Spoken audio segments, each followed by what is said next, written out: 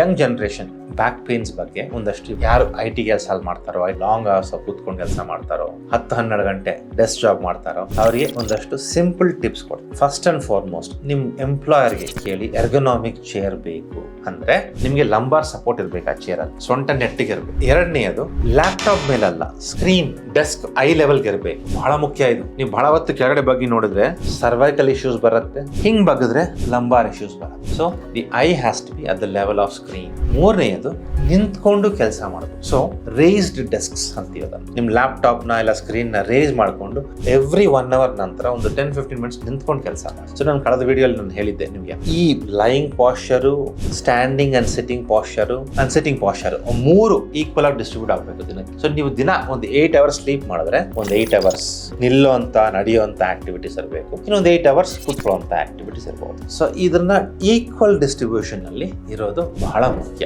ಇದು ಆದಷ್ಟು ನಿಮ್ಮ ಫ್ರೆಂಡ್ಸ್ಗೆ, ನಿಮ್ಮ ಯಂಗ್ ಕೊಲೀಗ್ಸ್ಗೆ ಈ ಮಾಹಿತಿಯನ್ನು ತಿಳಿಸಿ.